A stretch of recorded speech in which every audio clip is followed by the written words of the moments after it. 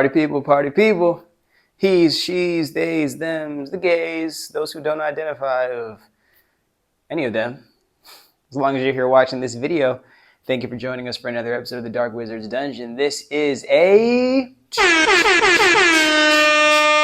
another episode of Rebel Soul Records Rockstar Rehab. How are you guys enjoying the episodes? Are you guys liking those? Which ones? Okay, tell me which one is your favorite. Which series is your favorite of the ones that we're doing right now? Dream Chasers Insanity, Shamanic Healing series, or the Rockstar Rehab? Let me know which one your favorite one is. I kind of want to know. I want to know what you guys think. I want to engage just as much as possible and just let you guys know how much I appreciate your presence here. But I'm telling you right now, like, these are ideas that used to just bog my mind down. Not these specifically, but these are ideas that used to just tear me down inside. And I wanted people to share them with, and not just people to share them with that sat there and looked at me like, people who sit there and actually like are intrigued, of course, and inspired, but like care to contribute with me, and not even just in conversation now. Like I know everyone is talking about dates are so shitty. Nobody knows how to have an emotionally intelligent conversation. Yeah, I'm beyond that point, dude. I'm trying to work on projects that change the world now. And like that requires actual commitment, actual investment, actual like sustenance. Like I need real people, bro, with real ideas and real passion.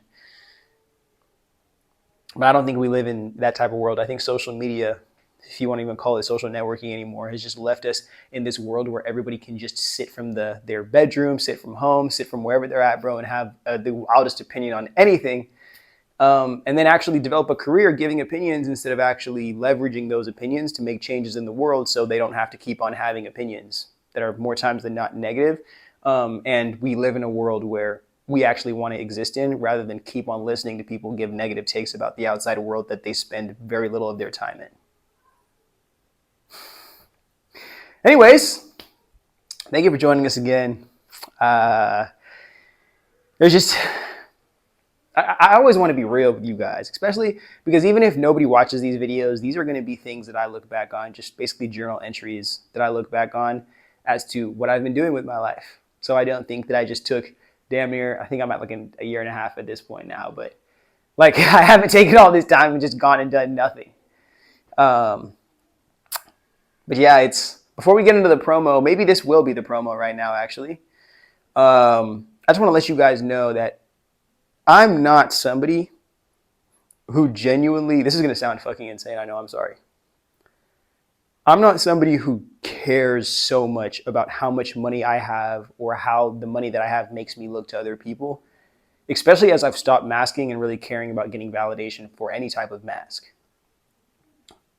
I just continue to recognize that my need for finances comes from my own like childhood trauma and the foundation that I came from. But it's weird when you deal with a narcissist, and when I share my trauma with you guys, I hope you guys understand this is reality. Like this isn't no like fake shit. We lived in a house where the poverty was manufactured, in the sense that we weren't actually struggling in the sense that we never had enough. Like there was always enough, but my mom refused to acknowledge that. And I think a little bit of that was because my dad was super lazy, deadbeat, and basically just like sat at home all day, didn't do anything. And I think that she thought in revealing how much she actually made and how capable she was of providing for all of us financially, that he wouldn't be inspired to work. No, that was just who he was. I think my dad was actually a sociopath. The more I hear about that terminology, it's not just narcissistic to only care about yourself. Like this is at the point where other people, literally your family, don't matter. Their well-being does not matter unless it prevents your ability to serve yourself. Like that type of shit. And in recognizing that, not only not having a dad, but having a sociopathic dad who was a deadbeat who got to stay in our house because my mom would rather be a pick-me wife, to that and allow that to stay in our presence, then see, it's like it's just so much like weird shit when I get into it. But I always want to let you guys know that I wish I was not in a position to where I was so like financially abused by my parents, whether it was depended on or just exploited directly or having money stolen from me, and then being thrust out into the world with no accommodations and no background or no support. And then people sitting here looking at me like, well, you're so capable and you look like you take care of yourself, so how come you can't just get shit figured out? You don't look like you're autistic. You don't look like you've gone through trauma. You don't appear, you don't present yourself. So it's like not getting help from the front end, not getting help from the back end, and just kind of existing in this space in the world where I know I'm supposed to be. This is going to sound a little arrogant. I'm sorry. I'm healing. I know I'm supposed to be in this high-rise apartment I keep on dreaming about. I know I'm supposed to be with amazing friends, and not just friends, but peers who help me develop these projects and put them out into the world. I know I'm supposed to have enough money to take care of my bills and my rent. So that's not the only thing I'm focused on my whole entire year or my whole month, because it's just constantly working for not enough money and then paying all my money living in San Diego, sadly. All my money literally goes to rent. So I'm working 2 weeks to pay rent for a month. And let's not act like there's no other bills in that to kind of pay. And then people are saying, oh, well, you want to make more money? Then you got to go back to school. Got to pay money for that. Oh, you got to get a certificate. Got to pay money for that. Oh, you got to. And all I'm sitting here asking is like affordable rent, a job that pays my bills, consistent routine. But it's weird. This is going to get dark now. I'm sorry, but it's just like, the more I think about it, and it's just like the baseline of what parents have to do for you, and then what my parents, especially my mom, just like chose to be like, you will not have. Whether it's because I didn't have when I was younger, or because your dad didn't provide me with this, or because I hate all men, but it's just like, you will not have. And I will make sure that you don't have. And anytime you go out anywhere to go talk to family members and try to get them to see your side, talk to friends that you thought you had, I'm going to make sure I call all of them and victimize myself so nobody believes you and they look at you as some lazy, degenerate fuck who can't do anything for yourself. And then once you get kicked out of their place and brought back home because there's nobody else you can lean on because you weren't allowed to have friends or develop any relationships, then I'm going to abandon you. So nobody is going to support you. And then everybody from the outside world is going to look at you like, wow, you came back home to just be a lazy fuck who just works a minimum wage job and doesn't do anything with your life and doesn't have any friends and doesn't have any hobbies. That's fucking weird. Maybe you are the person we thought you were, just like your fucking dad.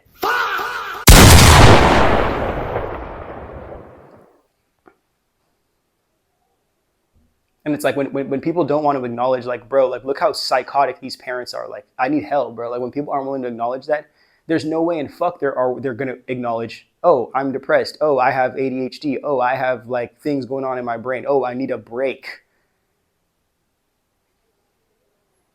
So it's just like, I feel like, I don't know what it is or what has to snap or something, but it's just like, I've been sitting in this limbo of literally burnout and just dying to barely make basic bills and fighting for just staying in a room that's constantly, rent keeps on getting put up. And I'm recognizing like this isn't shit I'm supposed to struggle with. Like, I didn't even do nothing to like deserve to get put in this position. It was just like the lady hated me from the second I was born. And my dad wanted nothing to do with me from the second I was born. So it's just like, damn, you guys know something that I don't know, but you don't even have the decency to give me that information. So it's just like,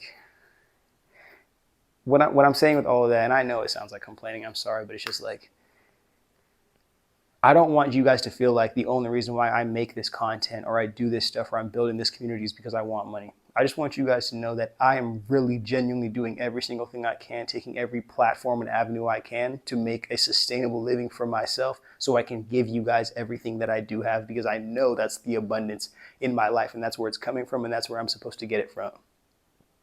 So I do apologize if it seems like I'm constantly selling a t-shirt here, trying to sell a course here, trying to do this here. It's all, and the reason why I think I had so much imposter syndrome around even selling stuff or giving you guys like offerings like that were paid were because I was just so afraid of giving you guys something that wasn't valuable, that you didn't feel was valuable, and then feeling like I was ripping you guys off when this isn't something I'm trying to make a transactional relationship. It's me trying to actually take the time to cultivate value and to give you something that you can value for much more than what you're just purchasing. So hopefully that's a journey that we can go on, and it feels like it's more than just I'm dropping a t-shirt here, go buy it. Oh, I'm dropping a course here, go buy it. It feels like, hey, do you want to get on this journey with us? Not just me, but us in this community. Do you want to be here with us? Are you fortunate enough? Are you able to support this creative journey that we're on? And if you can, hell yeah. And if you can't, I'm still thankful for your presence and your attention. But always, like I always want to lead with that. So again, you guys understand. I'm not gonna do too much explaining into the promo stuff. I'll probably just put some slides up here as to what we're offering here and what's kind of sponsoring the channel.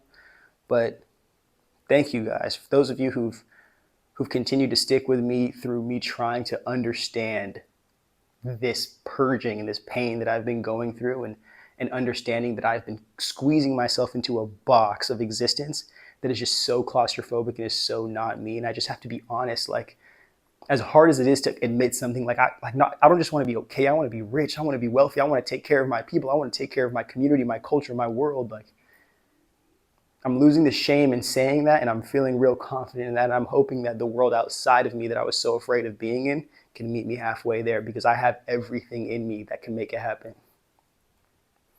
All right, now, hopefully that was cool enough for you guys. But the focus will forever be the art. The focus will forever be the art. It will always be the culture, the creativity, and that's what I'm so happy about.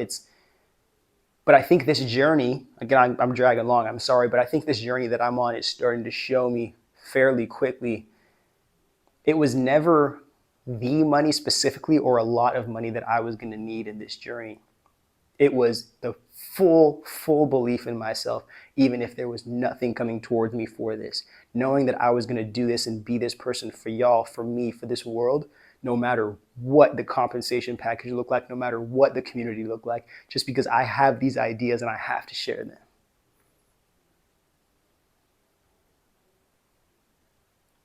I'm very fortunate enough to have that, to know that it's not the money that makes me, it's the money that I need to invest in myself and my journey and my lifestyle, so I can keep on giving you guys the best of who I am.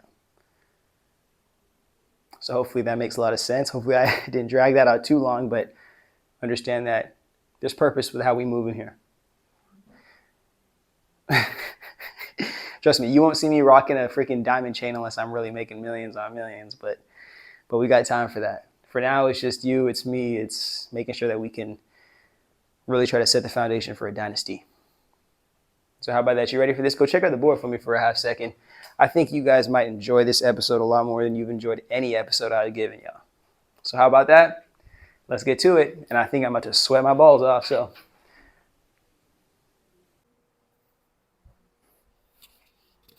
All right, now. Hopefully you can't see me sweating through this shirt. If you can, that's going to be very probably unappealing, and I'm sorry about that, but at this one, I don't care. I'm burning in here. I don't know what they fucked up with the AC in here, but they really got it messed up. At least they got the lights fixed, though. I remember this one was clicking like a... Let's not say that. I don't want to get canceled. So, obviously, the people on my Instagram, go check that out if you want to be a part of the voting. Obviously, I don't care about how you guys vote. I'm going to pick the final call at the end of the... No, I'm playing. I do take your advice or your recommendations, and I throw them into here. I had more than 3 people say Pink Panthress.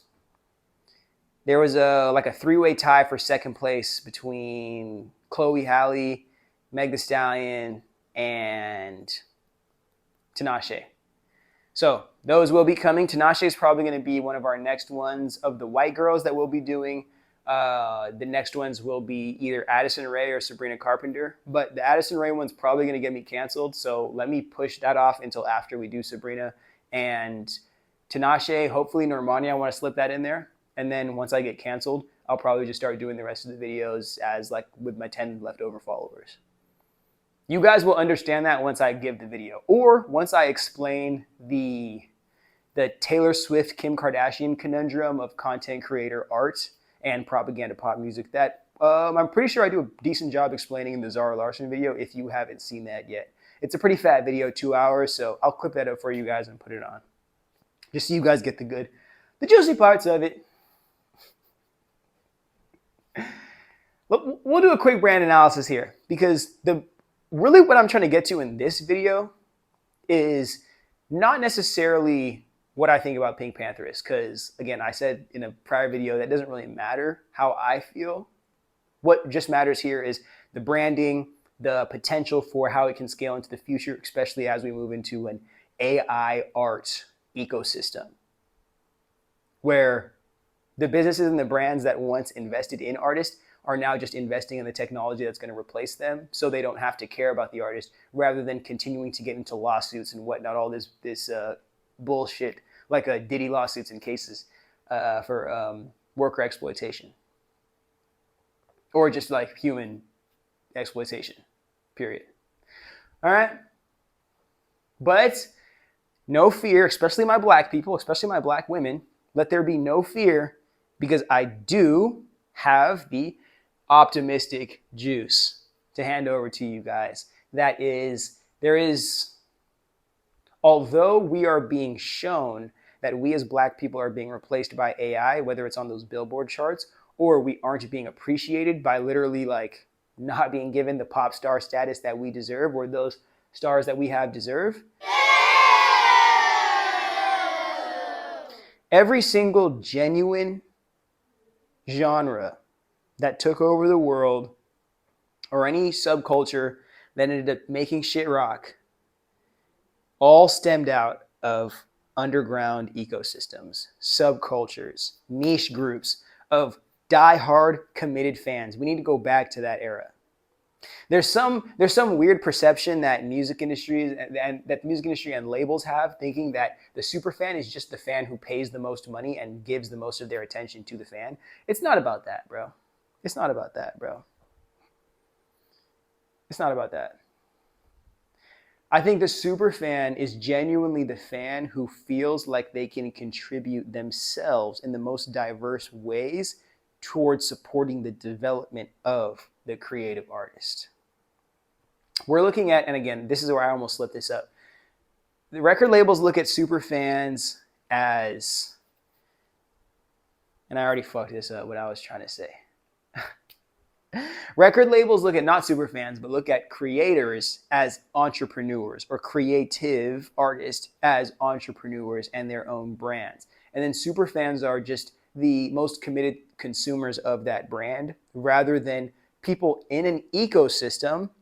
A subsect of that ecosystem would be the fan club, to where those fans can not only give their money, but give their time, give their presence, give their own creativity and advice and insights to develop a real community, not only around the artist, but around the subgenre, around the subculture, and around the niche community.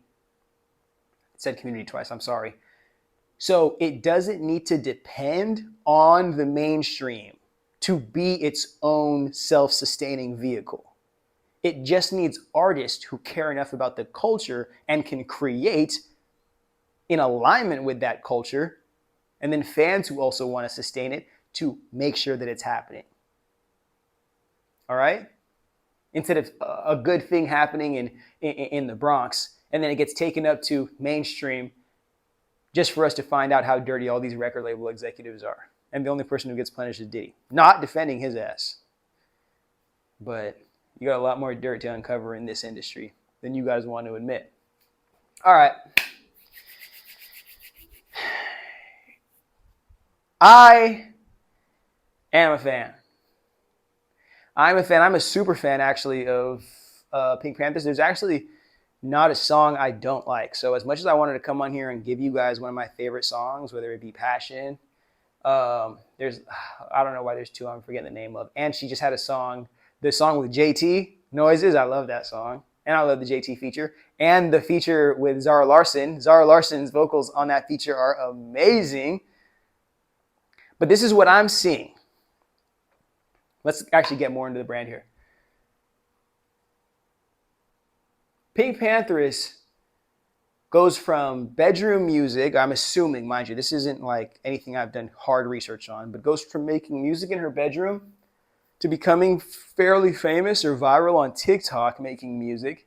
And that leads her into a record deal and expanding into a real creative, recognized star in the culture, a catalog musician, if we can call him. All right? This is a sign of the social media era. This is a success story, genuinely, of the social media era. Making music on one of these social platforms. The social platform gives you the visibility that you otherwise probably wouldn't have had, because post-MTV era, we're looking for the aesthetic more than we're looking for the talent and the authenticity, because we can mold an aesthetic rather than mold an authentic human being. We're just going to have to kick them out unless they kick themselves out. So this is a success story in the sense that she went from literal bedroom to boardroom. No. Boardroom's for executives. I'm sorry. Bedroom to the big show. We'll call it that, right? But in an interview that I saw, or a clip of an interview at least that I saw Pink Panthress giving, I think somebody was saying, I don't know if the question was, does she feel underrated? Or the question is, what does she feel about the fame?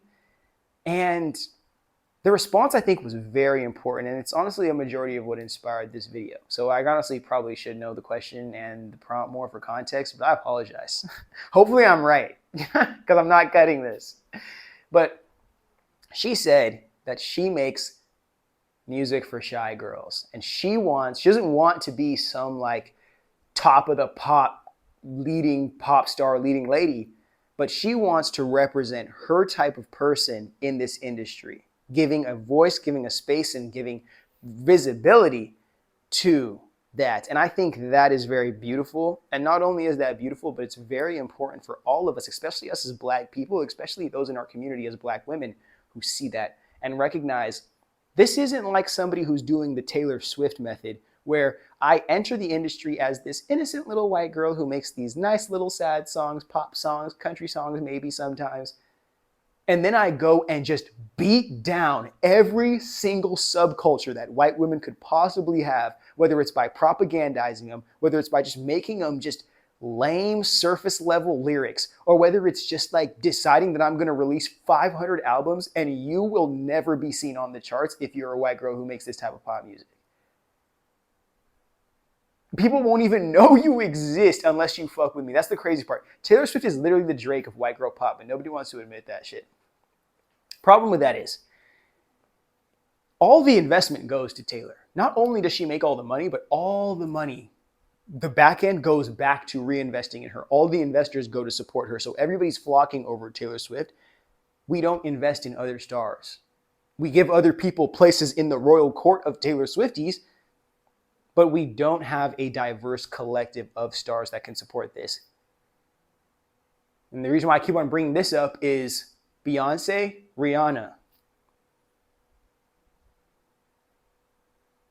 It's you in a world where the standard of pop music, it's not because this person is genuinely the most talented. I don't think Taylor Swift is even the most talented white girl pop musician. When you create a standard that's rooted on statistics and formulas and everything sciencey, mathematical about the algorithmic about the arts, rather than how the people feel, how the people move, what movements it starts, the culture, the impact,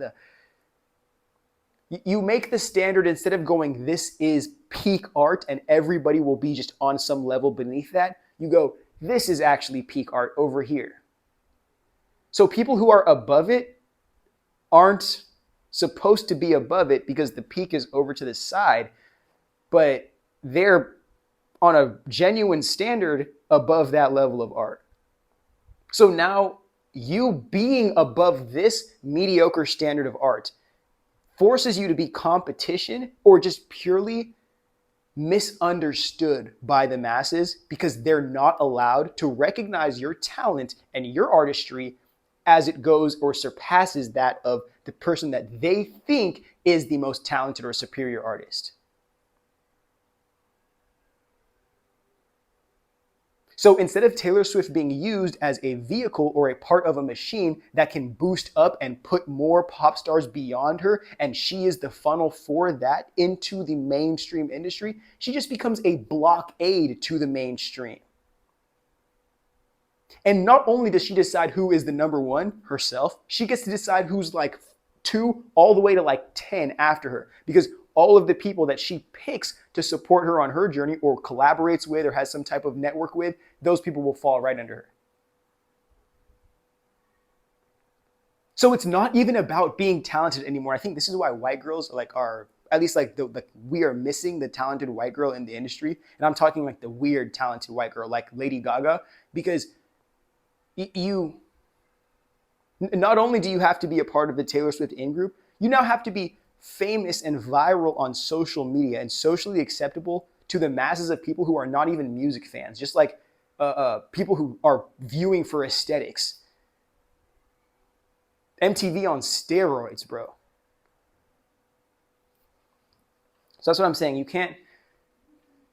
You can't create an ecosystem of talent, of artistry, when you are just the monopoly in the music business and you've created a formula for how you are not only going to maintain your fans, but stop anybody else from being able to break the mathematical magic system that you've built to just make all these millions.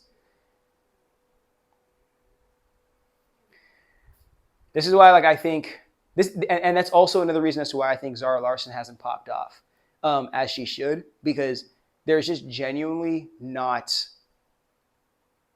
If Taylor Swift is the most talented white girl pop musician, then there's going to be no appreciation for other white girls who are genuinely more talented than her and actually have a position or a chance to push the culture further because of the lane that Taylor has chosen to go into. And I'm glad that like all these people who never spoke about their politics at all, or like the white girls especially, who are just like, feminism.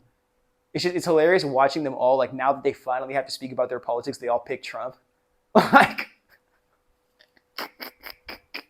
no. The best part is Taylor Swift going, feminism, and then picking Trump, and then falling into patriarchal norms with her husband.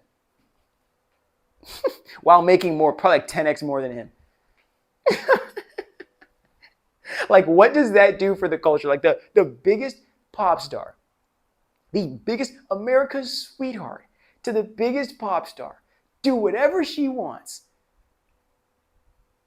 And when she's given the authority to do whatever she wants, we find out that all she ever wanted to be in life was, she wears short skirts, I wear t-shirts.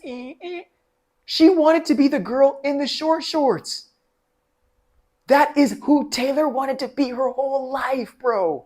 You don't get it. That's why she doesn't have women's collectives and other friend groups and these other ecosystems of women's support or any of that. She's just the representative icon for women, billionaires, feminism works. How many niggas, or men, forgive me, they're all white. How many men are on her team, machine?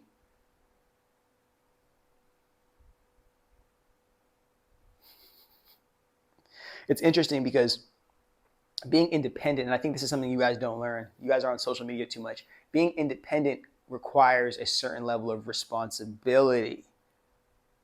Whether it's being independent like being on your own, or being independent as in being the leader, there's a certain amount of responsibility that is not enticing for the average person.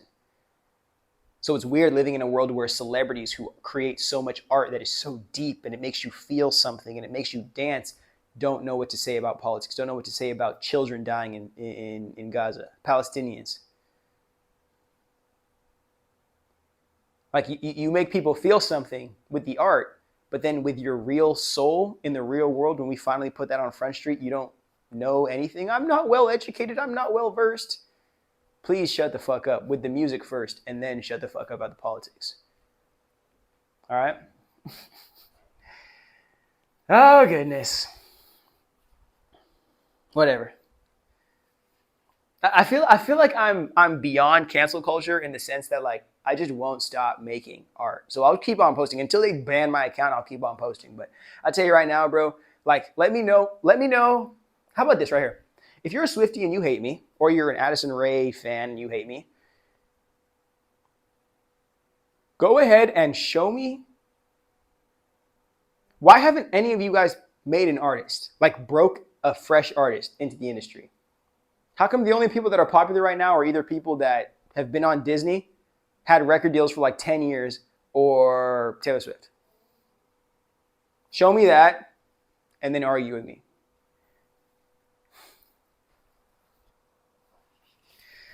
Or you just call me a misogynist and call it a day. Okay. Another reason why I'm a fan of, I don't even know how we got into that white girl pop music. I apologize for that. But another reason why I'm such a fan of Pink Panthress and her music specifically is because she makes that joyous dance pop happy music. Black people, especially Black Americans, are not allowed to feel happiness. It's almost like our trauma is entertainment, our suffering is fetishized, our pain is meant to only be profitable for the sake of profiting the people who own us, the record labels and the industry. But none of this creative expression in a positive sense is meant to recoup for us, the Black artist, or us, the Black community. The only fun we're allowed to have is degenerate fun. It's gangsta fun. It's fun like in the street, but we're not allowed to have happy fun. Just, I love my family. I love my life. I love being Black. I love being a woman. I love all this happy stuff, and this is just how I feel, and I'm expressing that authentically. We aren't allowed the fortune of that as Black people. So to know that there is Black woman who not only has the experience of, because you're racist as fuck in the UK, has the experience of being a mixed race woman in the UK, but also continues to maintain that joyous, happy, groovy beat and can make amazing songs on that. This isn't just somebody who comes into the industry as a trend. This is somebody who opens the door for a bunch of other artists to come through on the back end and start experimenting or diving into this genre. The song called Noises with JT is a sample of, do you call it drill music? The Nardo Wick song? Like a song that's about killing niggas turns into a pop song, a pop dance song. And you're not even thinking, if you've never heard the Nardo Wick song, you're not even thinking that this dude's referencing like gunshots. So you're sitting there and seeing like, okay, well, maybe it's a good thing that this gangster rap or this killer rap, this drill rap, it's a good thing that that's dying and being put to rest. Because now we can not only resurrect those beats and that music through a new perspective and with new intention, but it means that we also have a lot more to us in the creative expression lane than we are being given the opportunity to see. And we have to be the ones that choose to see it in ourselves. Social media has been a positive thing, though, in the sense that it allows the person who posts, the creator, to connect directly to a community. Although the algorithm is fucked up, although the algorithm is fucked and it's very difficult to retain that or to really develop that community, it doesn't seem like it works, and a lot of artists are horrible with the algorithm, so it seems like it's fucked from the jump. But if you have the fortune of being a creator who has found that you can create with or connect with your community through your creativity on these platforms, then you know exactly what I'm talking about. And you know how many middlemen, especially if you're an older generation artist, you know how many middlemen have gotten cut off from creative opportunity with the inception of the smartphone and the internet and these other platforms that help support this creative connection. All right? So Pink lives in a great opportunity. Not only is hip-hop dying, or mainstream corporate hip-hop dying, but also are there platforms to where she can, if not supported by the mainstream, she can still connect with niche communities and audiences of fans to build her identity in this subculture that I'm not 100% sure of what it's called yet. When I was looking on GPT, they call it bedroom pop or like some type of alternate hyper pop, dance pop. Whatever it is, somebody let me know in the comments because we need that. It gives me the vibes of, and mind you, I'm only 24. I haven't experienced what I'm about to say here, but it gives me the vibes of those underground raves. It gives me the vibes of just people like in the warehouse or in a field, just getting down, bro, just really having a good time and just really feeling in the vibe. Even maybe a low-key niche venue, 500 cap, 250 cap, 100 cap, and we're just vibing in there. Old school boiler room type business. That's what I'm fucking with, bro. And as the industry, especially the mainstream, moves, I hear executives speaking about this a lot in podcasts and interviews, but as the mainstream tries to go bigger, arena, especially post-COVID, which is stupid because you have to learn how to cultivate audiences after that in the live world. But when mainstream and record labels try to stretch artists to go bigger, fuck that. We need to find out, hey, Because we don't need to spend a bunch of money on marketing costs and the upfront advances that labels used to give, what if LaRussell is an amazing person who's doing this method, and he's one of the main reasons that inspired me to build the platform Creative Conscious. So LaRussell, if you see this, thank you for everything that you're doing for this culture. But what if we can cultivate a consistent income or support base of compensation from our fans and from whatever creative skills we have to offer, what things we have to sell, what communities we can contribute to? What if we can get the finances figured out on a back end, get the branding in alignment with that back end finance, and we prioritize the creative journey through collaborating with real human artists instead of subjecting everything to AI? What if we start doing live shows, local live shows, small business venue live shows instead of trying to hit arena? And then we start developing those intimate connections, those deeply held experiences with our audiences, those ones that get recorded on a camera and end up sitting on YouTube for 25 years. Not just the arena show that somebody has and kind of takes a video of that everybody has and then nobody really remembers you after that's the only arena show you've done. We as a Black people have to stop caring about the mainstream. We don't get anything from the mainstream. The only thing they did give us before was compensation. Now they don't even give us that. So fuck that, bro. We need to start handing hand-to-hand combat, transference of dinero to each other. Please. I hope that's not racist. I'm sorry, bro. But we need to start going back to that hand-to-hand, giving money to each other. If you think about it, the church didn't even invest in creative artists because the church was so against, or has always been against, self-expression, especially niche expression by Black people. You know who was investing in Black art from the underground level? The streets. That's why so many of these artists are doubling down by selling women, selling drugs, selling some other shit, or doing crime still when they have $100,000 deals or $1 million record deals. They're still setting up hits and doing crime. Because they owe their debts to the streets. The same way that a lot of these artists who get in bad deals owe their debts to the record label. We as a people, if we care about the culture, we have to stop giving our money directly to the middleman that is the label, and start trusting that artists, when we give them the money, instead of fucking it up on Percocets and tattoos and shit that they don't really need. I get tattoos are cool, but some of them, like, you don't need them on your fucking eyeballs. Second, we can start figuring out systems as to how is the money that I'm giving, as much of the dollar bill that I have, how much of that is going directly from me to the artist? And how can I make sure that that money is being spent on making sure the artist can continue to live, create, and still be, you know what I'm saying? Do real art.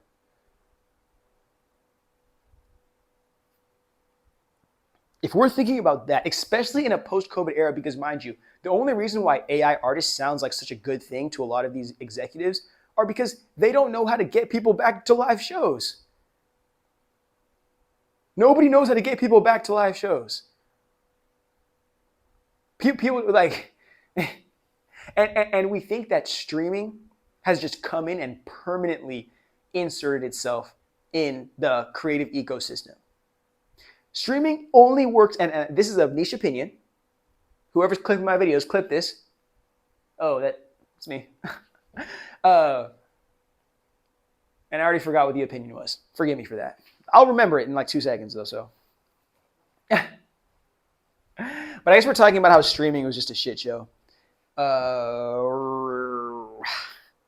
Damn, I shouldn't have made that fucking reference. My bad. I'm sorry. I wanted to say that,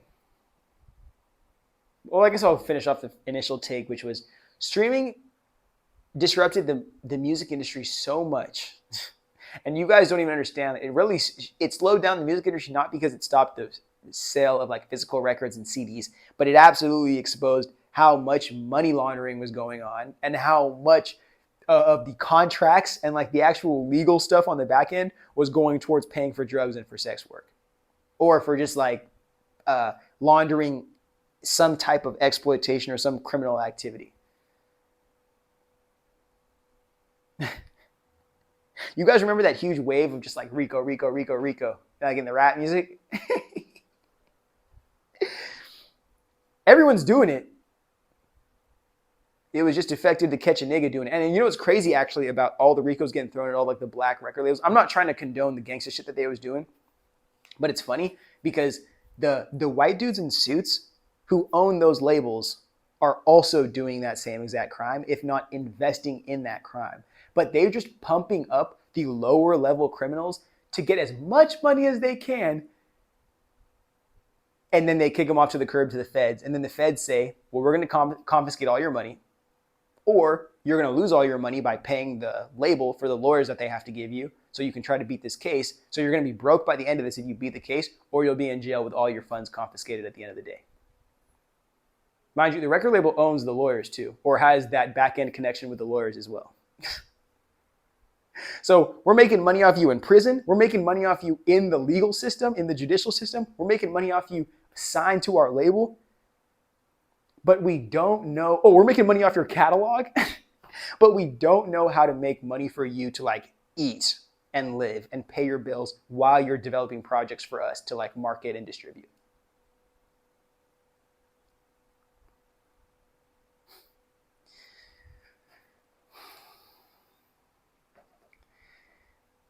Before we move into the rest of this episode, I think that Pink Panthress has the potential to be a genre leader of this new age, like nichely created genre that she's participating in. And her being a leader of it means that in this time, it's very important for us to not all try to be music artists and compete or to see opportunity through this, because a lot of us are not good at doing music. As much as I love music, I still have a lot more skills to develop in being a musician. I'm just a super heavy music fan, and then I also know a couple of shits on the business side, dark and light, so it kind of helps me move my way closer to these talented people, but I am no means as talented, whether it's vocally or instrumentally, as a lot of these people. All right? And the more a lot of us want to recognize that, and recognize that just because you're sexy doesn't mean you're going to be a good artist. Just because you're rich doesn't mean you can pay to be a good artist. Just because you're socially acceptable or viable through the algorithm just last week or today or tomorrow doesn't mean that you're going to be a long-term artist or you're going to have any type of career longevity. Right? So I think that this underground movement shouldn't only inspire black people, especially black women, who are being disrespected by the industry, to force ourselves in the underground and feel like we have to just be broke and try to create new genres out of just our broke, poverty-stricken suffering.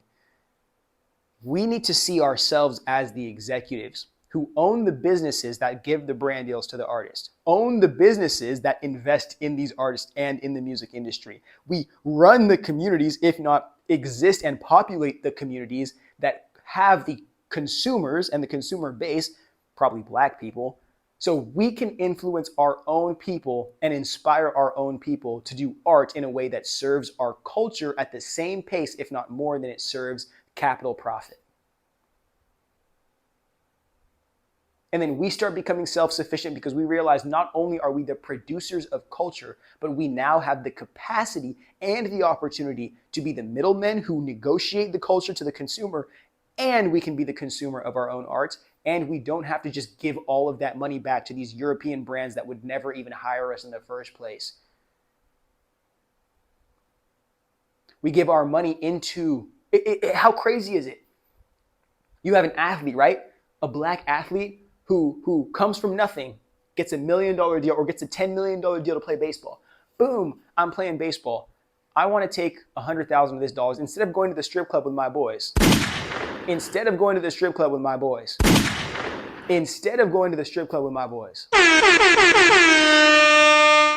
I'm going to take $100,000 of the money that I made out of 10 million, which is taxes and all that. We're going to take a lot. But I'm going to take 100,000 and I need you, my financial advisor, to go look for one of these small black businesses that needs venture capital, that needs investment, that needs funding, that needs support, but they won't get it because they're black, because they're a woman, because they are a black woman, because they're a part of our community. And because nobody believes in them, nobody supports them, nobody wants to collaborate with them and do partnerships and expand and do scam sales and all that.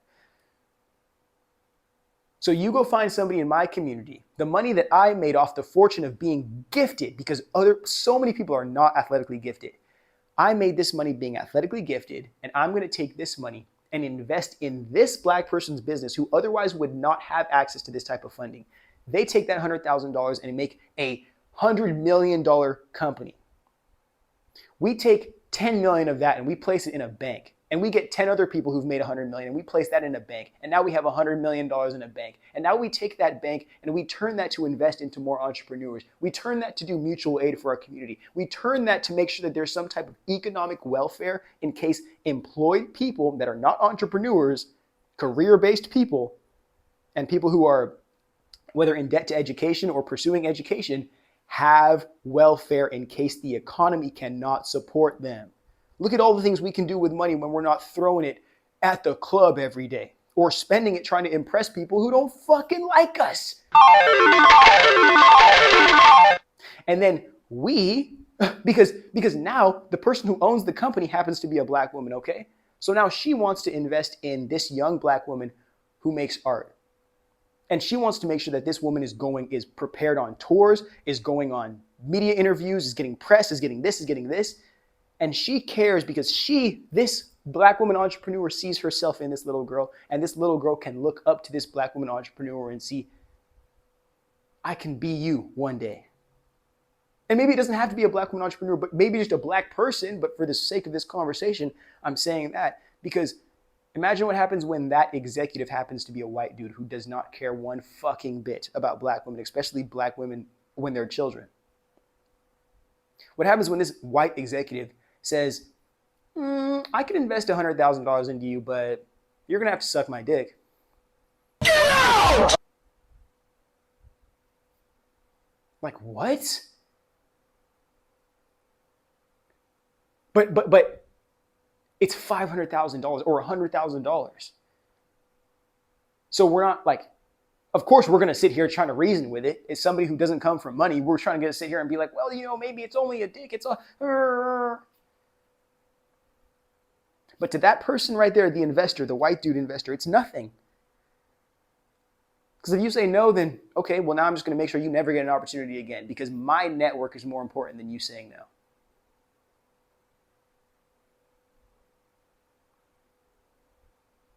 Like, fuck protesting the industry, bro. We need to just become the people who give opportunity. Because we already seen what we can do when given the opportunity, especially when supported behind given opportunity. So why don't we just become the person who gives the opportunity too? So we don't have to be at the mercy, at the consequence of these fetishistic, sick-ass, nasty-ass desires. And it's not only white men. Black men do it too. But this is a new era, and it's just great. Oh, let me make sure this is recording.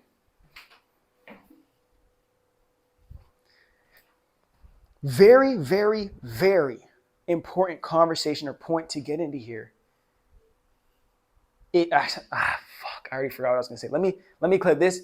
Let me clip this and get back to it because I was going to say something absolutely insane. Okay, I almost forgot what era we were talking about. But I have a Substack article. I don't know if it's going to come out before or after I post this, but I have a Substack article talking about Sydney Sweeney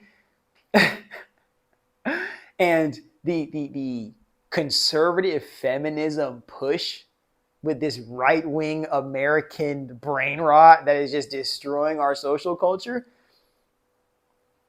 What I'm trying to say with all of this is the era that we're living in, this is not a post-feminism era. Okay, this is a post-feminism era, but there's a new wave that is being born.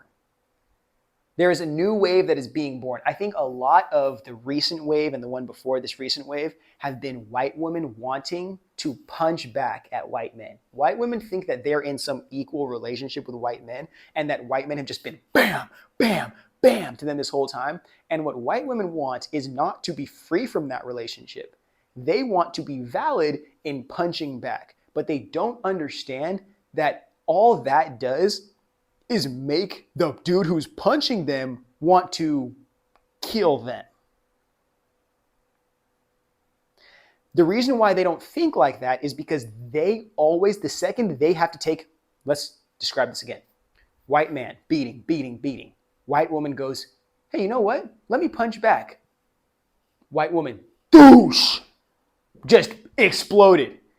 And then she goes, wait a second, I'm not done yet. Let me get that other person that's not getting beat but getting whipped by the white man. Let's get that one right there. Let's bring them in here. Probably a black woman, because again, we're going to fetishize the black men.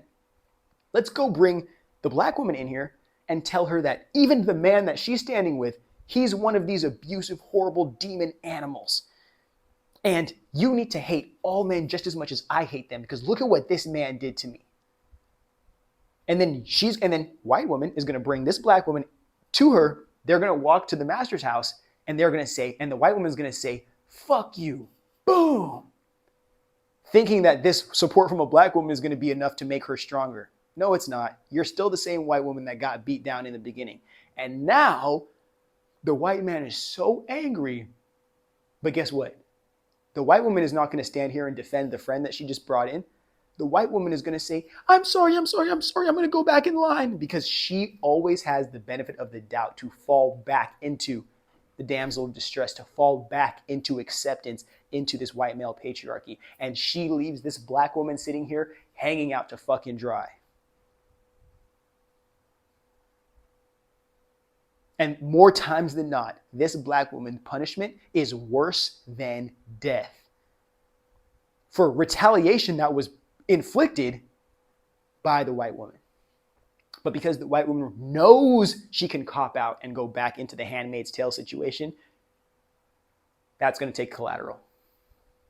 And I'm, as somebody who's able to see that and has almost been canceled like 2 times on TikTok already for saying that, I'm waiting for you guys to recognize it. And I think now with this conservative celebrity push, especially with whether it's Taylor Swift or Sydney Sweeney, you're finally starting to see it. It's, somebody calls it, I call it pink pill. Other people call it benevolent patriarchy. But there is no such thing as a benevolent patriarchy, because patriarchy inherently prevents men, especially successful men underneath the guidelines, from being held accountable. And women are not human beings. They are second-class citizens under patriarchy. So it doesn't fucking matter how successful or how perfect you are in alignment with whatever you're supposed to perform as. You are not a human being.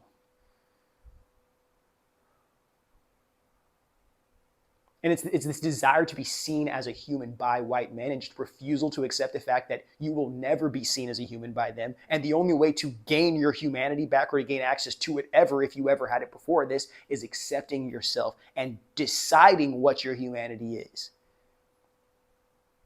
Letting go enough to recognize that you don't know who you are as a white woman or as a woman, because white men have been telling you what you are and who you're supposed to be your whole entire existence.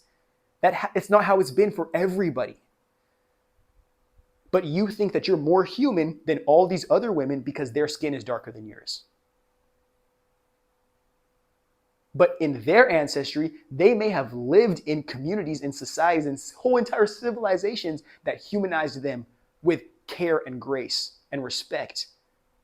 Didn't demonize them like dogs that white men were fortunate enough to marry and have sex with. So that's why I focus a lot more on that, like that whole wave of feminism. But I think this second wave that I'm excited for, and this is why I stuck true to the course, and I knew the truth was going to find the people that it needed to find, and it was going to stick harder than any of the ignorance that was being pushed by social media, by the algorithms, or by like just shitty content creators. And what I'm excited for is the second wave, which is recognizing, hey, a lot of this, the current state of like social media, white woman feminism, is just hyper isolation. And you know what's crazy is that the red pill isolation issue that happened with white men between the ages of 18 to 29, or really below that, maybe 12 to 18, and then 18 to 29 as well. That is going to happen for women, for white women specifically, when they hit the age of 30, between 30 and 35. And I'm not trying to say that women just teeter out of acceptability, or like teeter out of like credibility when they become 30, but it's because they're going to recognize that they were fortunate enough to not like to build these cults of lonely women online. And the leaders of these communities are the only ones who got profited off of. And mind you, all of these leaders, most of these leaders, if like not all of them, are going to be married in some patriarchal situation. And then their next content strategy will be telling you how to get married after telling you that you should be alone your whole entire life. If they can't make that pivot, they're just going to be a bitter piece of shit their whole entire fucking life. And what's crazy is that they'll take it out on themselves in the sense of whether it's distorting their expression, distorting their face, distorting their bodily features or whatnot as a means of taking that hate out without actually being able to say it through like self-harm. And then they'll say, the world made me this way. Instead of, I believed a woman who was selling me dreams, just like little boys were getting sold dreams by influencers online, giving me horrible advice about dating, about relationships, about community, left me isolated, left me ignorant, left me traumatized. And now I don't even know how to speak to or have conversation or engage with other people. I mean, fuck with men. I don't know how to engage with or develop a relationship with anybody. Because I just sat there and consumed all this validating information, all this trauma bonding information, without genuinely ever putting myself in a position to recognize like, okay, well, if I genuinely wanted to participate in a woman's community, like I can do that now. Like there isn't anything blocking me. You know what's blocking me for real? Again, I'm not saying blocking me. The only thing blocking us is the now illusion of, well, the men said I couldn't do it. But it's like, you have the internet now. You have the real world. Like you have human rights now.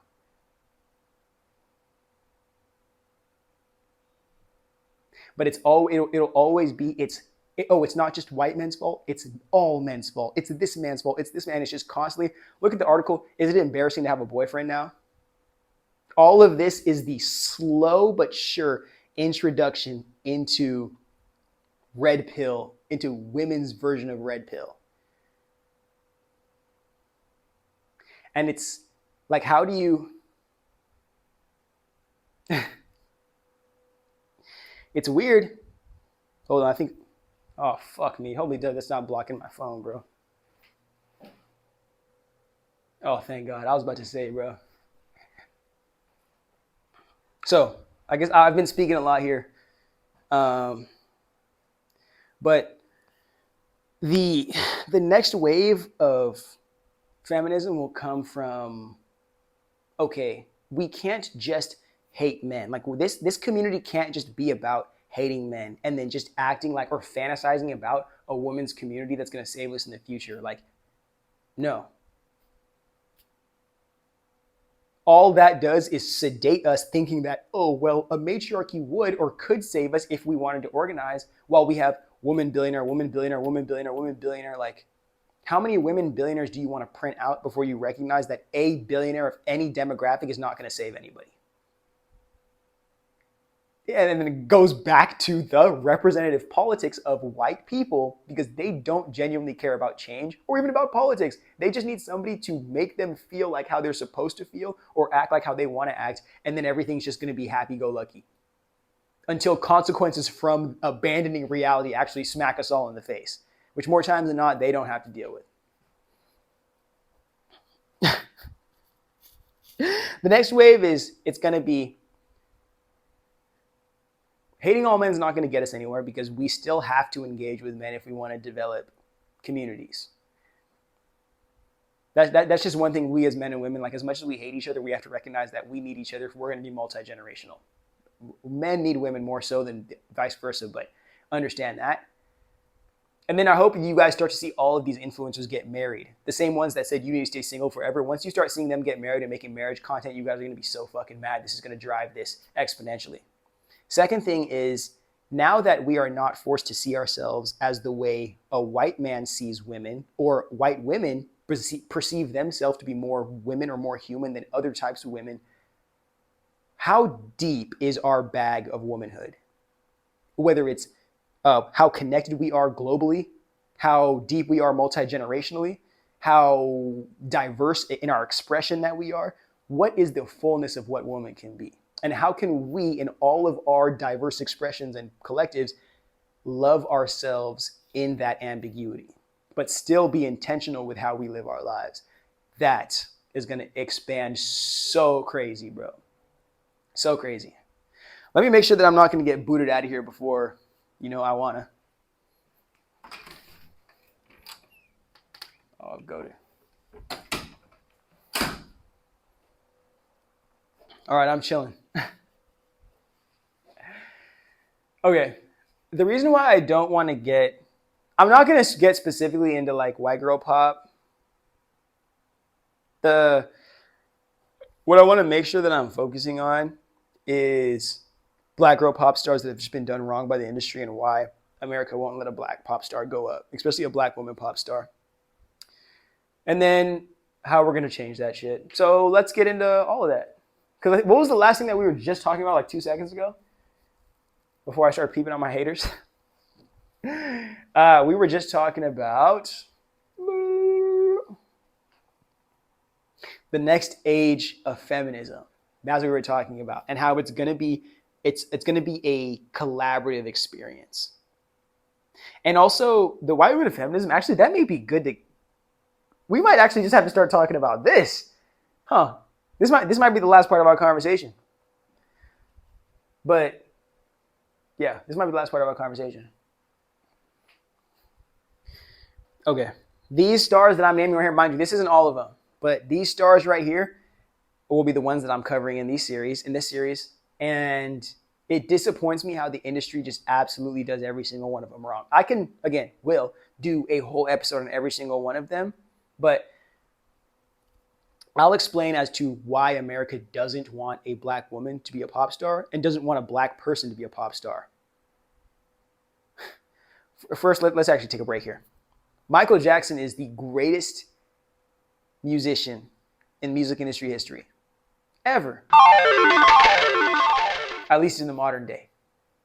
But I'm willing to say ever. All right? You know how mad they were that a nigga was the best thing that was ever created? I don't want to have a conversation about vitiligo. I don't want to have a conversation about nothing. All right? They hated the fact that a black man not only was the best thing that ever came into this music industry, but also had ownership, equity in not only his music, but that of other people that were talented and white. Do you ever think a slave could carry a whip and own or inherit the greatness of the white man and keep it in his family? Fuck no. You think they were going to let that shit happen? The thing, every single time I hear about Michael's death, this is alleged, I know he was killed by the industry because one of the Sony music executives decided to slip like an asshole, not an asshole, like a dumbass, and say that, oh, well, the Michael Jackson Experience show that we do actually runs 5 times around the world globally. Now I'm just repeating myself. The Michael Jackson Experience is running simultaneously 5 times around the globe. Do you think they could have done that if Michael Jackson was one person and you had to wait to take that one old person from show to show to show to show? Why don't we just get 5 impersonators and we have sellout show every single night, selling music or broadcasting music that we own now because we wanted Michael so we can own the catalog. Because whoever owns Michael's catalog will basically be like a trillionaire. Whoever owns Michael's catalog, bro, like anybody who's in there, every single person who has a percentage of equity stake in Michael's catalog is a millionaire. Every single person. Every single person. Even if you have 1% equity stake, you're a millionaire.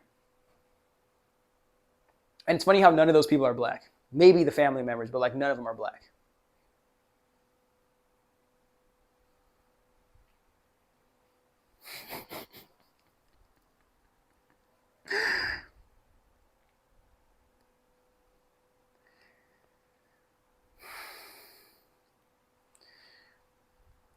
We're going to get into this Amy Cole and the Fearless Fun situation in just a half second here. But let's get into these first. Why the U.S. won't let a black woman be a pop star? White men? What's the issue over here? Fetishization and hypersexualization of the black woman. I don't know what it is about black people, but black boys, the second they come out the womb, hypermasculinized. Black women, the second they come out the womb, hypersexualized. That's an issue that I have. It may not be a white issue. It may not be a male issue. It may not be a white male issue, but it happens to come a lot from that perspective. And I don't see the same care and love come for our black woman a white executive may have in relation to a black community. Again, I'm not sitting here acting like black women aren't hyper, like who've been given the opportunity to have access to such talented stars are not abusive. Look at Ike and Tina Turner. That's a horrible situation. But Ike was the manager. And Ike did the business. Ike knew the business, so he got his way. And we as a black people, because the music was so good, we weren't saying anything. Because we're like, well, he must be doing something right. And we weren't creating opportunities for Tina to continue to be the fullness of her potential while still being cared for as a person beyond the persona. This is why I feel I now keep on reinforcing this industry that we live in has to die. And if it doesn't die for anything other than money laundering, it should die. And you guys should really see that none of these people are millionaires. None of these people are rich. The only people that have ever gotten rich off music are executives in suits that have never played a musician or gotten on a stage or touched the hand of a fan other than inappropriately in their life.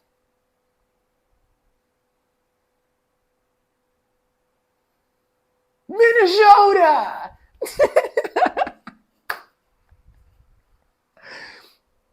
And the other, which is probably a much more obvious issue. Oh, also, and one thing you guys don't understand is that a bunch of the like white male executives, they have like a personalized fetish for black women, young, beautiful, talented black women outside of like the ugly old age like milk wives that they got. So they like to pay hundreds of thousands of dollars, if not invest in the career of young black women, and then they start sexually exploiting these women. And then you start to really see, oh goodness, these people that are being picked for given opportunities, it's because they're very attractive, which gets exploited. It's because they're willing to put out, which gets exploited. It's because they're willing to shut up and be abused, which gets exploited.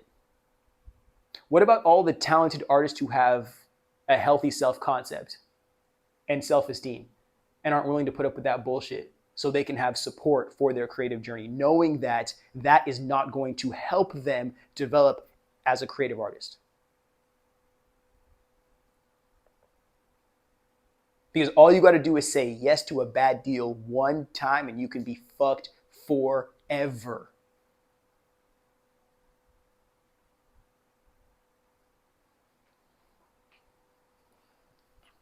The more obvious reason, other than the fetishization, is not only they can't, but they just won't sell to middle America because middle America is so damn racist, and that will click into my white woman theory next. But let's first go over to the black men.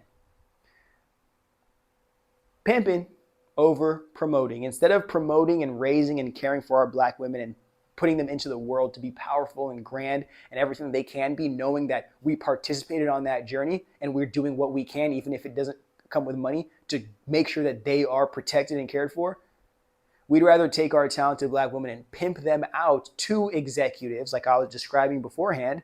We, other black men, are the handlers of these black women, pimping them out to white executives. Or just a white executive signed directly and then started saying, well, now you better start putting out because nobody's giving you money for your music.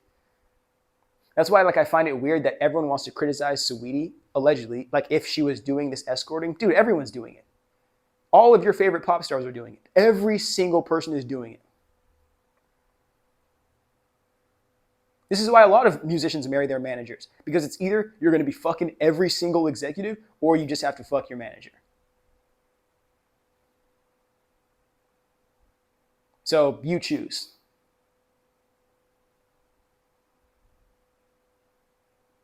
because we need a lot more black women who are the executives. And again, I'm not saying that black women wouldn't abuse younger black women, but I'm saying that we need more black women who see the humanity of themselves in these artists and would refuse to do anything of the caliber to destroy that or to prevent the development of that.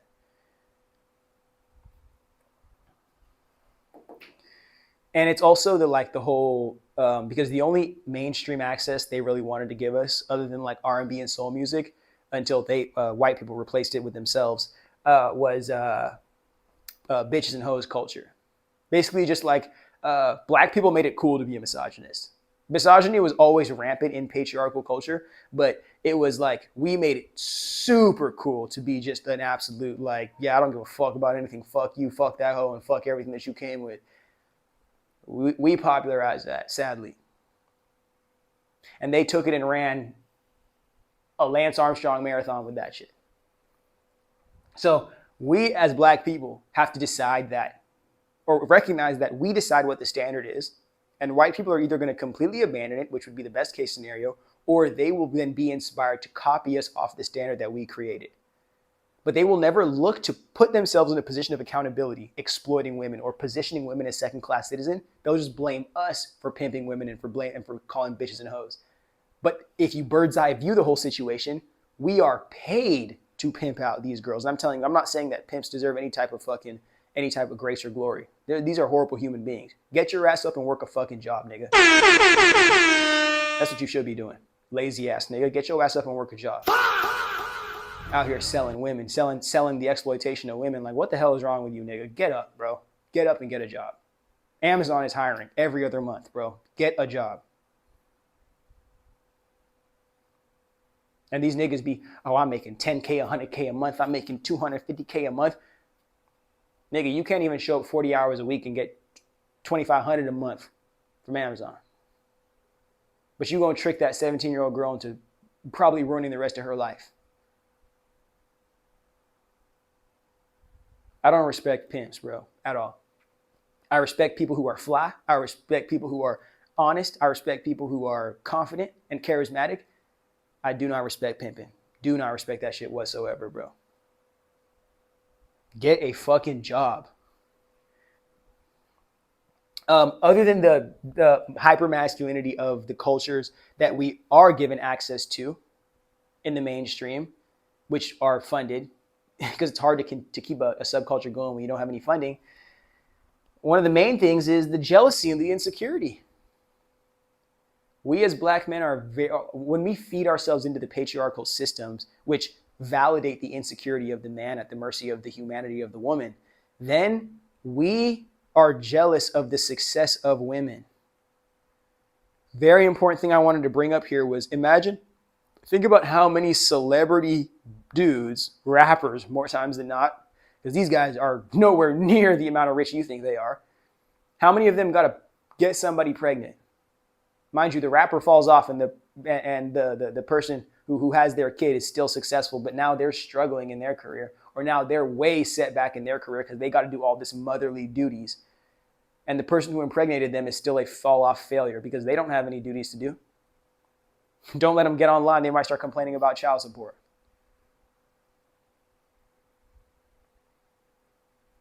Jealousy, bro. The inability to just see, and I made this take maybe 6 months ago on my TikTok, maybe even longer than that. But when it comes to dating pretty women, this may sound off point, but I'll get there.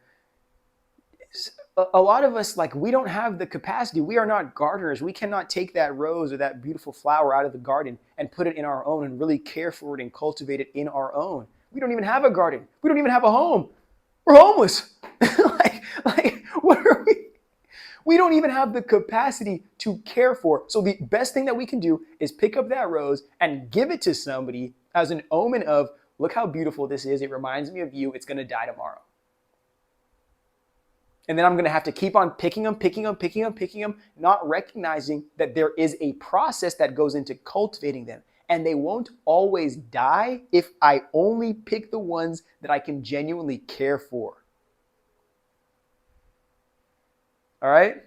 And if I have no means of caring for the plant outside of the care that it already has in its initial habitat, Why am I picking it up other than for my own gratification or for the validation of somebody that I'm seeking it from? And how short term is that validation when that plant is going to die because I don't know how to care for it? Now let's start applying that shit to human beings. Ooh.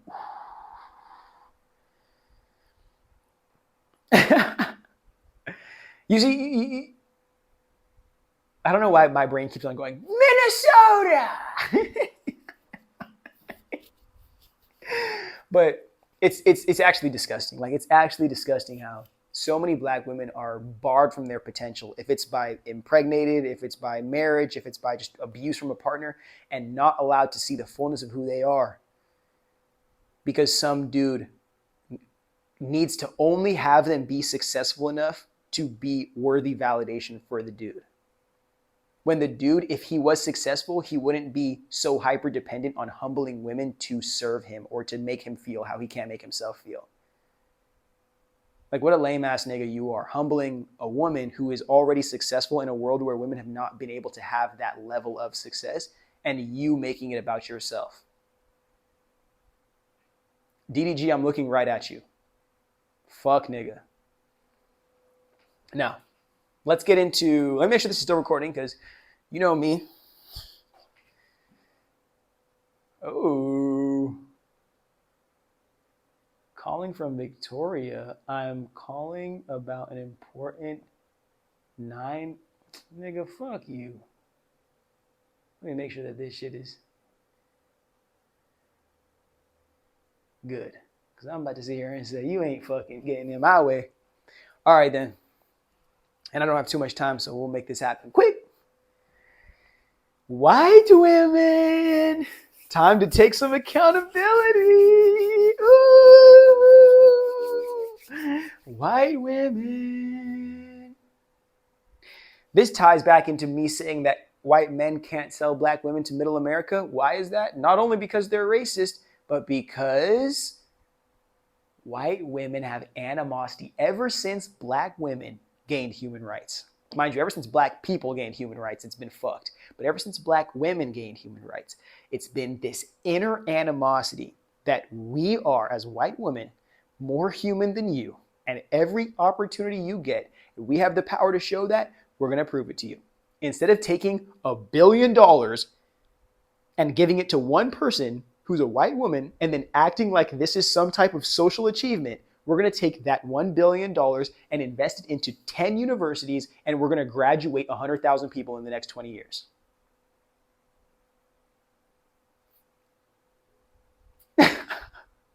Crazy. And I'm a dude thinking like this. The animosity is so deep, bro. It's so deep. And what's crazy is that you can tell the animosity based on like the white women trying to change themselves to have all the features of ethnic women, but just not being ethnic, like just being white. So you're gonna burn your skin or spray your skin to hell to where you look like, I mean, the back of my ass. And then you're gonna put your hair in certain styles with the baby hairs and whatnot. Like, girl, come on, your hair is already straight. And then you're going to do the, build a booty at the gym.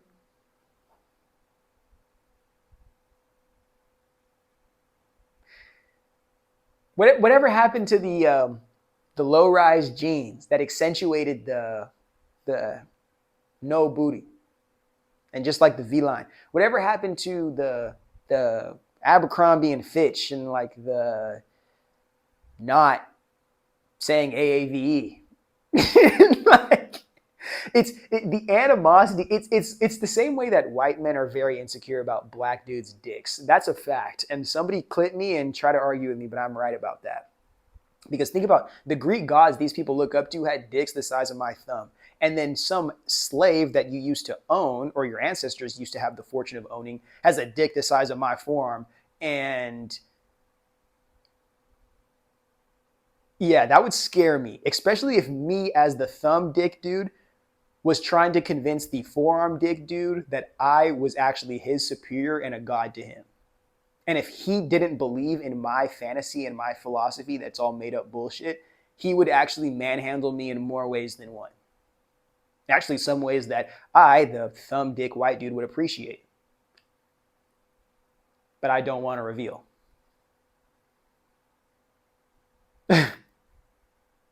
Huh. Donica Lewinsky. Donica Lewinsky.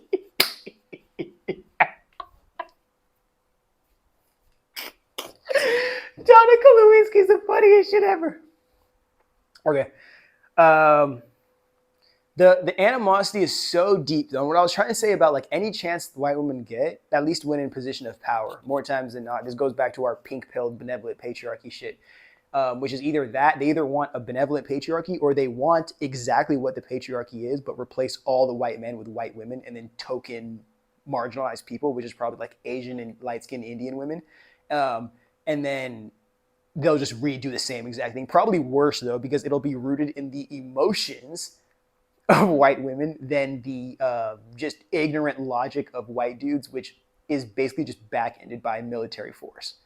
Which is like, if I don't like what you're saying, I'm not going to try to understand you. I'm just going to kill you.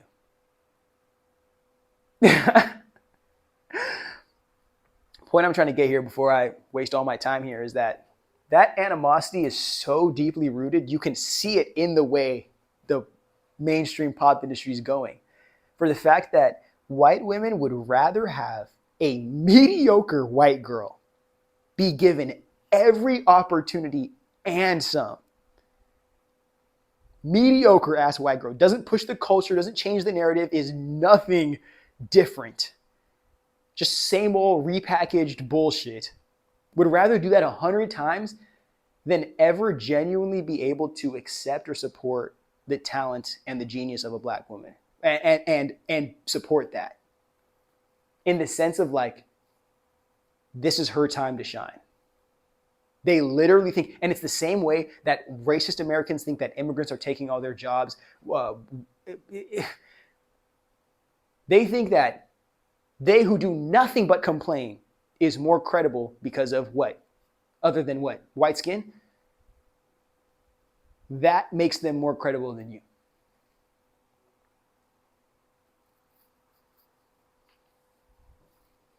And you have to sit here and think about how hilarious it all is, because it's like, when white women do the trad wife shit, do they forget that they had black mammies sitting in that house breastfeeding their kids?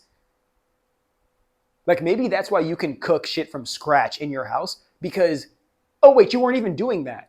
The mammy was also doing that.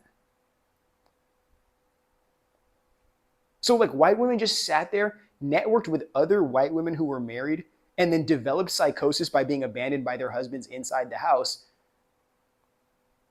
If they weren't unlucky enough to contract an STD that their husband picked up from some random person outside. And then now they're the ones who decide to tell every woman what to do, as if their advice isn't rooted in the pure anger and hatred they have for their existence. At least as it pertains to existing underneath the grip and the salvation of a white man who doesn't humanize them as like an equal citizen.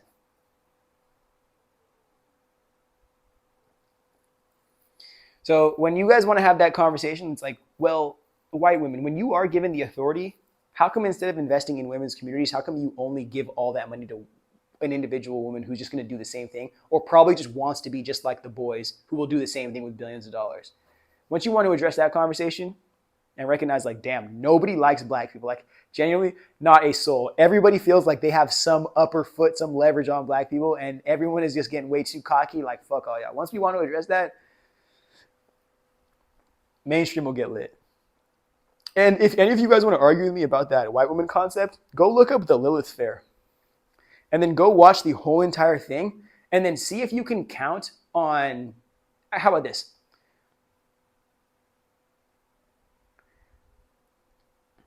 See if you can count on one hand. See if you can count on one finger how many black women were performing. And then argue with me. But first, just take one finger with you, and if you see a black woman performing, just go like this, beep, and then join the comments here and be like, you were wrong, I saw one. But if you don't, put your finger up the whole entire concert. The whole time you watch that concert, put this finger up. And don't put it down until you see a black woman performing. All right. Well, we're about to get wrapped up in here anyway, right? So might as well clip this up and then tell you guys what the future of this whole shenanigan is. All right, lady likes some titties. Okay, thank goodness we already explained the whole white girl pop conundrum in the beginning of this. But because I won't be getting too much into any of these until I actually do the individual analysis on them, we did the Tate McRae one and we did the Zara Larsson one, so you guys are welcome for that.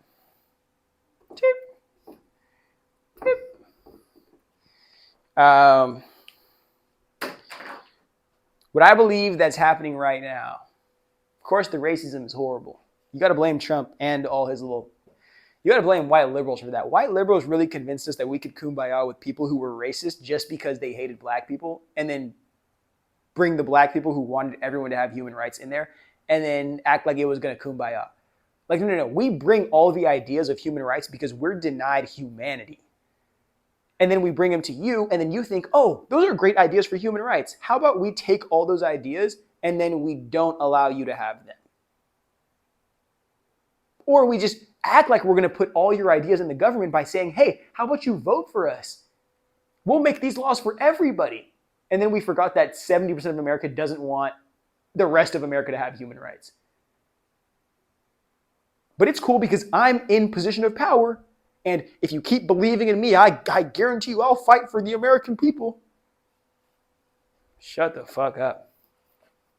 So the whole point of this like current pop era is sedative propaganda music.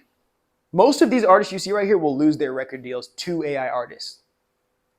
I wouldn't even be surprised. Like, there's going to be like 3 or 4 actual artists, and they're going to try to make up to a point where all they do is stadium shows or all they do is arena tours. No actual fan engagement, no local shit, no independent, no dirty, grimy, shitty festival. No underground, no real heart, bro. No real heart, bro. Sedative propaganda music. And it's hilarious because we live in a world where instead of actual A&Rs going out and finding musicians, the algorithm just finds them. And the worst part is that the algorithm, you have to hope that you're aesthetically pleasing, or you have to hope that you're pleasing to the audience through that short-term 7 to 15 second window. And then you have to maintain that social media presence, or else you're going to lose visibility. Like, so what am I supposed to be, a fucking content creator now? Because my music's not good to find a 7-second window to go viral? Shit is so stupid, bro. The algorithm is the first phase of censorship. And it's hilarious because the people who are being praised by the algorithm so much right now, like the white dudes, the incels, they're the ones who dominate the whole fucking thing. And they're the ones complaining about censorship the most. Dude, your president has a literal app full of his own bullshit where everything he says is the truth, and it's called Truth Social, and hundreds of thousands of people use it and actually listen to that for credible reference. Forget censorship, bro. Forget it. Oh, and Elon Musk bought Twitter, so yeah. Who's getting censored other than the people that you just don't like, you incel fucks don't like? All of this is propaganda pop to just see, okay, I'll make this a very, very quick comparison right here, or a very quick analogy here. We move into the digital era. Nobody knows how to sell art in the digital era. But Kim Kardashian and that whole Kris Jenner machine, they know how to sell products through aesthetically pleasing people. Just people can generate attention. Okay, now we can sell products through those people, and they don't even have to be talented. Used to be giving brand deals to athletes and to artists. Not anymore. There's an adjacent role now, which is content creator, that exists. So instead of needing to be talented to get brand deals or to get sponsorships, now you just have to be able to show that people who subscribe to you with their attention will buy something from you if you offer it to them. And that is just as credible as having a genuine niche skill or talent, at least as it pertains to the creative arts economy. What's the next step of that? The step we just went from is genius and talent gets you deals or gets you opportunity to scale your brand. Now, virality chosen by an algorithm gets you opportunity to scale or gets you opportunity to profit yourself through advertising, individualized advertising. The next step is fuck the artist. Instead of bringing all these creative people together to write songs, to make tunes, to make beats, to groove out together, to do live shows, instead of bringing the people together to do something that the people love, let's just let that songwriter who makes good songs for this person who can perform them, let's just have that person get a quick bag by typing in all their songs into this chat bot. And then we have an artist now. Oh, the person who used to write songs for Beyonce or write songs for Taylor, I don't want to say that. Used to write songs for somebody who actually make good songs. Yeah, now they want to be a millionaire because they can either make $1 million sitting at home typing into a chat bot, making all this music that'll get used by corporations and used on Spotify, instead of sitting behind the scenes and making music for somebody who can genuinely sing and allow them to be a part of the experience that is being projected by this artist that they collaborated with. And they are taking a piece of the culture that they contributed to. All of that is gone. It's a giant cash grab game. Everyone is looking at this AI shit as, it's going to help artists. It's not going to help artists at all. Artists will not fucking use this shit. The only thing that AI does is make a super bionic hand for coders and tech bros, which the crazy thing is it's going to eliminate like 70% of tech jobs. I'm almost 100% sure. All the tech jobs and developer positions that they were telling you guys to go to pivot from after your liberal arts degree wasn't going to pay you shit, yeah, all those jobs are gone. And they're going to fire. They're going to go like 5 more rounds of layoffs. Because the only thing it knows how to do is technology itself. It doesn't know how to do the art because this art shit is spiritual, bro. All these genres that came popping off after the 60s, bro. Psychedelics blew it up. I'm not telling you guys to take drugs. I'm not telling you guys to go under the influence. But one thing I'm telling you is that the real punk of this era, like we live under such mass surveillance, people are afraid to do the experimental weird things. People are afraid to literally go off into their own mental vacation and come back and be like, holy fuck, like I am perceiving this world differently. I just heard new sounds and now I can play them. The AI era that we're living in is going to push us into such a sedative music era. People like it's like not even like music fans of music anymore. It's just people who want to consume, and then now the artists who used to be able to be compensated by that consumption now just won't get fed anymore. Because now the AI company is going to take all the money. Now the record label is going to take the whatever leftover recoup comes from that. And now you won't get spots on the Billboard charts. You're not going to get radio play. You won't get shit because it's all going to be AI artists that take all that opportunity. And AI art will work for department stores and for all like the lower name, lesser people that don't give a fuck about this shit. But for real fans who like real music, real art, real creativity, that's where we move. That's where we move, bro. Those of us who got something to say, those of us who got art, got music to play, those of us who are really on some real shit, bro, in a world that is just slowly prioritizing, but who really has genuinely prioritized slop for the sake of making sales. Real artists are on the way back. I said sedative propaganda until AI bizarre replacements. I think a lot of the mainstream artists, if you have a record deal, you're an idiot because you're going to have to end up competing against these AI artists. And then you're going to be in the hole and in debt because nobody's going to know how to market you better than an AI artist that doesn't have to actually like rest or eat or be cared about with like human rights and shit. And every single person who is an artist, like a signed artist, legacy artist, all of your IP is going to get used to train these AI. So hopefully they give you enough money for like the 1 or 2 times they license your art and they say, hey, we're going to use your art for AI, or the chump change that they give you, like streaming percentages. Hopefully that's enough money to last your whole entire career. And to see all these individual people from bedrooms making millions of dollars at the mercy of us having a collaborative ecosystem of creative arts and culture.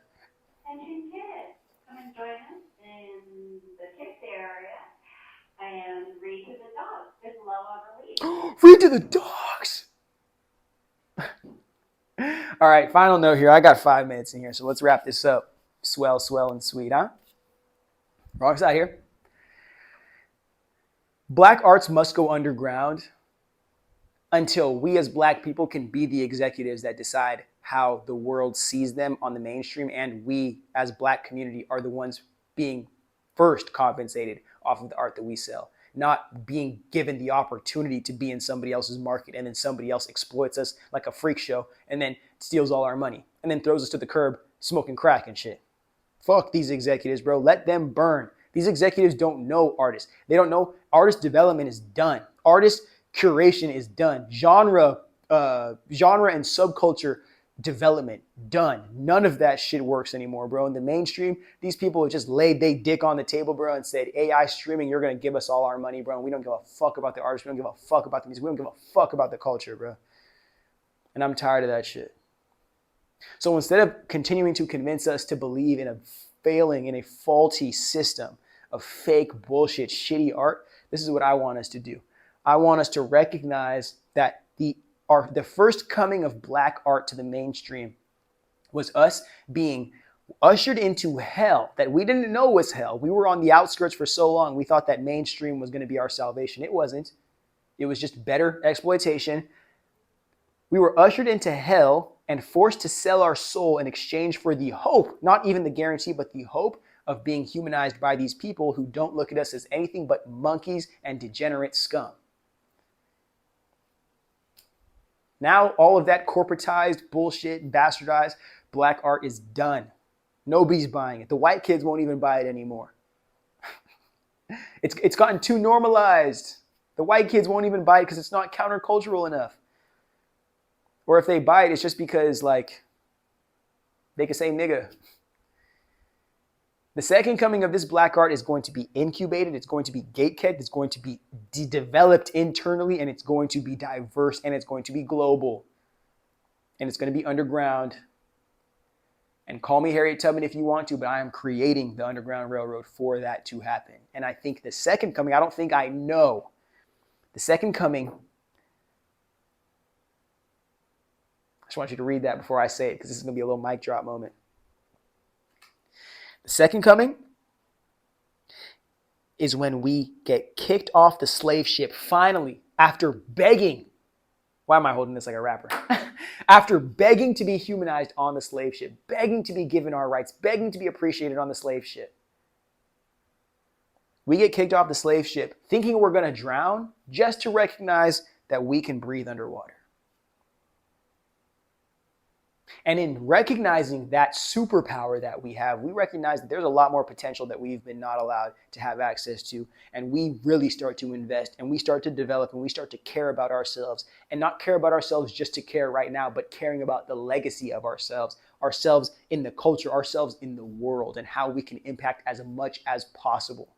The same way that white dude colonizer thinks he could just put his dick everywhere on planet Earth and do whatever he wants. Obviously, respectfully, from when it comes from us, but we need to start taking full control and ownership over our culture, and any of that bastard corporate shit, throw it to the curb, bro. Because if it's not us and it's not real and it's not that black life, that black pain, that black reality, that black power, it don't fucking matter, bro. Because we're not sanitizing the culture for nobody nowhere. You fuck with us or you don't fuck with us, and that's just how it's going to be. Very thankful to give you guys this episode. And if you'd like to support the channel, go check out how we do it. Other than that, I'm excited to see where we go with this shit, bro. Like, I'm genuinely excited to see. For the sake that y'all don't understand. You guys have never seen the full potential of black, of melanin, of black people, of black culture, the black community in this planet. And I guarantee you give me even one lick of dime to do anything in alignment with that with, this world will be inside out. So thank you. Thank you for being here. Thank you for listening to my conversation. And thank you for loving black women. If you don't, you're not a part of this community. But you might want to start, because when everyone wants to be a part of this shit, we're sticking with the same criteria. So make sure you loving on a black woman today. And if you're not loving on a black woman, make sure you're creating a world where a black woman can love on herself today. And other than that, I'll see you next time. Great episode. Talk to you.